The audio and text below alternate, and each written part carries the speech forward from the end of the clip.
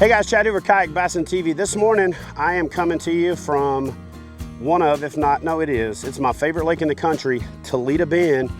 And it's also a homecoming for me because I'm from about 2 hours from here in Jonesville, Louisiana.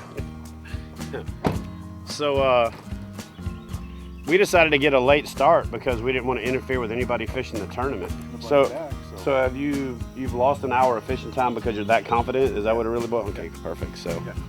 Nice setups. Thank you. So get in here and tell everybody where you're from. I don't want to slow you way down. What you got in your hand right there? Got a nice Torpedo motor. Great on these lakes. Come from San Diego, California, giving it a shot. So Mike's second time using it, just purchased them. Oh, so he's got one too? Got one too, put it on the old Attack 140. Nice. Very smooth through the water, cut down on the paddling, more fishing time. So we get an hour start. Oh, so you made up by it with the motor. With the motor and the speed, we get the Torpedo. It's gonna come across like we almost set this up, but we didn't. So anyway, I didn't expect to see anybody this late getting to the boat ramp. But anyway, let's go catch some fish, boys. Oh yeah. Let's do it. Today I'm joined by this gentleman, Bill Galligan. And so Bill won the trip to fish with us through a fundraiser that Toledo Bend Lake Association did to raise money for the lake, to raise money for promotional efforts and things that they do to kind of contribute to the health of the lake. We'll talk a little bit more about the Toledo Bend Lake Association, Sabine River Authority, and some of the organizations that help keep this lake great and have helped make it great again. It almost sounds cliche right now. But right behind me, we are heading to what is the only grass, the only hydrilla that we can find on the lake right now. I feel like the bass are gonna be schooled up in there. And so what I'm gonna do is we're gonna get Bill on the water. He's actually never fished from a kayak before. We'll give him a little rundown to get him comfortable with the boat. And then we're gonna work our way through this little channel out here. And we're gonna try to find these bass out on the edges of the grass. And then once the sun gets up, we're gonna try to find them under the mat. So Bill, let me go show you a kind of a special technique that I use for this kind of fishing. And then we're gonna go out there and see if we can't find one of these big old Toledo Bend lunkers, one of these big old bucket mouths. Sounds good. All right. All right, Bill, so I'm going to show you this technique that I use for fishing this hydrilla that I really haven't put on any of my videos yet. In hydrilla, I like to use a leader. A lot of people punch straight through it with braid. The problem with braid is it's like a little saw and it cuts into the hydrilla. So it grabs it, kind of makes it bunch up on the line. So I like a fluorocarbon leader to punch in through it. And then this knot right here acts like a strike indicator. So even if I got the bait on the hydrilla hanging down in there like that, and I'm holding my line up, if they hit it even before I feel it, I can see that little line jump, or I can see it move. So that allows me to drop my line and get out of contact with the bait and let the fish eat it. So this jointed structure head is clean, it's pointed, so it punches down through there easier than even some of your wrecking ball weights. And everybody in the fall, which we're sweating right now, so it ain't really fall in Louisiana yet. There's been one cold front that come through. It's keying on that shad movement going up the creeks. Shad don't swim through hydrilla as much until it breaks loose and it's floating. So when it's connected, they more swim the edges because they're filter feeders. The brim are the ones that are up in the hydrilla feeding. So what I like to do is I like to fish a darker bait. I like it to contrast really good against that bright green hydrilla. When it dies off, it starts to turn that orangish brown. But I like a darker bait. This looks like a brim. When it hits the bottom, it looks like a crawfish, and it's got a lot of action without having to be moved much. This is a Zako from Yamamoto.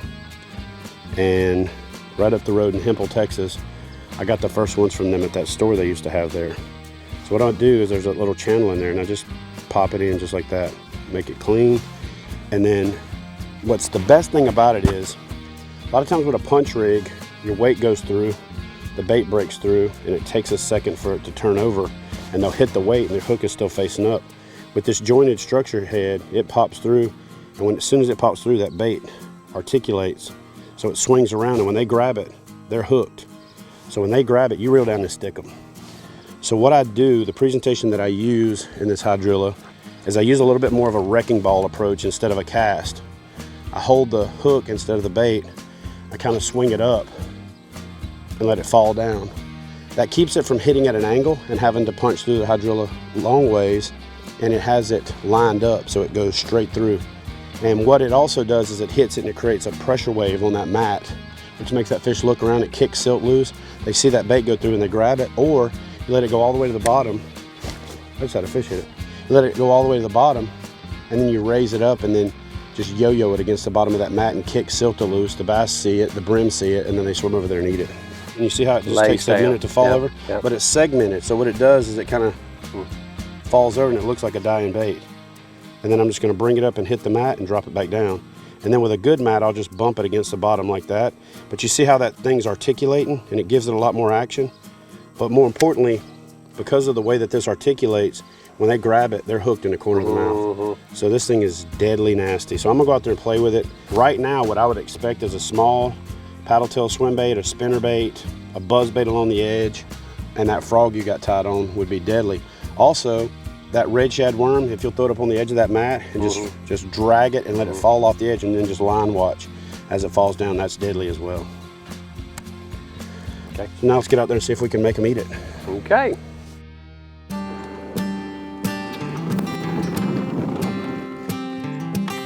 Now just lean away just a little bit and then just push off. You just needed to raise it up just enough to get off the ground. And then once you get real comfortable with it, you bring it in, you step on it, step on the other side, and you can paddle away standing up. Look all cool. People are like, oh my God, that big old fat dude standing up in that little big kayak. So one thing to keep in mind when you're fishing this kind of flooded timber like they've got here on Toledo Bend is for every stob you see sticking up, there's 15 under it that you don't see. Come on, fish. Oh, shoot. Yeah. So just like I was talking about with Bill at the boat ramp, when they hit it, they're pretty much hooked. And that fish folded that bait up, hooked him right in the corner of the mouth. And good little chunk. You can see right here is he's missing some scales. He's holding tight to cover and rubbing up against that, and that's knocking some of those scales off. Caught this fish in 19 foot of water in hydrilla. He was about 4 foot off the bottom, so I let it hit the bottom and raised it up until it clustered up the grass and then ripped it loose. As soon as I did, he thumped it. Pretty fish. Not exactly what we're looking for as far as trophy quality, but we'll go for it. We'll take it. That belly on that thing, and as you can see there, that anal vent starting to stick out a little bit. That means he's feeding up and in the aggressive feeding mode. All right, so let's get this guy back in there. A lot of times when you find fish like this, you find a school of them. And I'm gonna see if I can find another fish down here in the same treetop where he was hanging out that's ready to eat. Just got my limit, my blast of 5 this morning. I'm using a Elastec, it's a Z-Man big TRD, and it's the Mustad grip pin hook. I've been casting and retrieving, leaving it that far underneath the surface, and I can see the bulge of the bait coming through, and then I'll see the fish swipe on it, and then I'm setting the hook. Not quite as obvious as fishing topwater, but just barely subsurface, and covering a lot of ground that way is a good way to get a limit quick. So I was approached by the Toledo Bend Lake Association about helping out with a fundraiser, and I was excited and honored to be able to do so. The Toledo Bend Lake Association does great things, and they are, front and center of helping return this lake to its current level of awesome. So we gave away a trip to fish with us at a fundraiser that they hosted in April. And the winner of that trip was Bill Galligan, and Bill, was a trooper. It was his first time fishing from a kayak. And when you do a giveaway, you never know what you're gonna get. And I was pleasantly surprised to find someone that was as excited about fishing as he was, that was as enthusiastic about it, knowledgeable about the area, understood, the challenges and the things that really that you're up against to both make a lake this great and to keep it that way. So it was a pleasure and an honor to spend a couple days on the water with Bill, and I'm looking forward to getting back down here and going fishing with him again. I had 2 boats, live on the lake, but I love to fish off a dock. I know a lot of people that have caught big bass, and in fact, we had a guy at one of our last TBLA socials, and he has caught the most 10-pound bass on this lake. and he was giving us tips on what we should do in order to catch one of these. They call them lunkers, 10-pound lunkers, but I haven't caught one of those. I think the biggest one I've caught on here is probably about 6.5 pounds.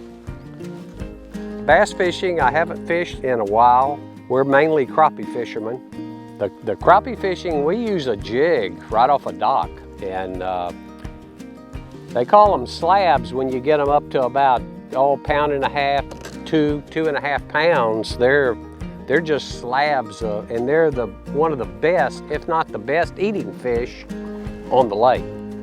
You know, Bill, one of the great things about crappie is it's the fish that people who don't even like fish like to eat. It's such a mild flavor, a light white meat, it's flaky, and it lends itself really well to a whole bunch of different types of preparation.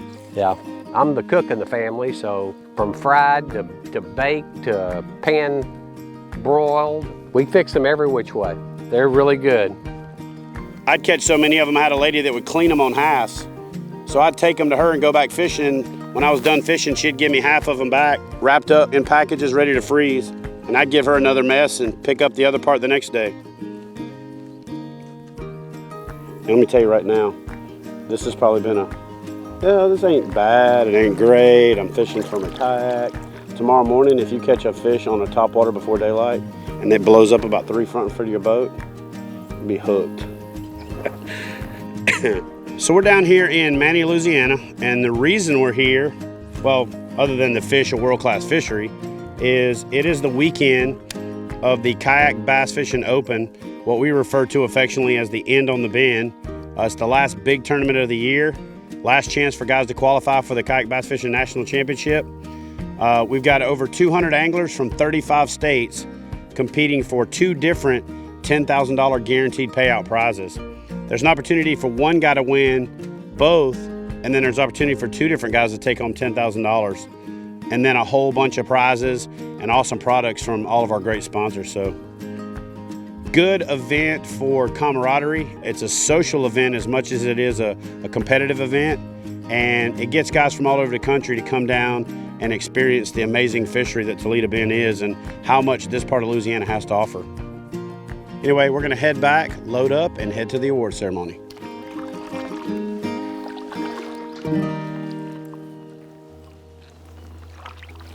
We had some of the tightest fishing we've ever had. We had some actual ties that are gonna be broken by the tiebreaker rules.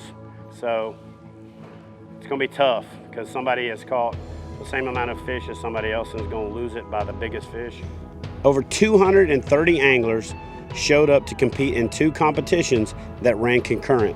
First, the Challenge Series Championship was the top 100 in the standings from the state challenge series that we run all year long at Kayak Bass Fishing. The Kayak Bass Fishing Open is open to any angler. You don't have to be a KBF member, and it's your chance to give Kayak Bass Fishing catch, photo, release tournaments a try if you like.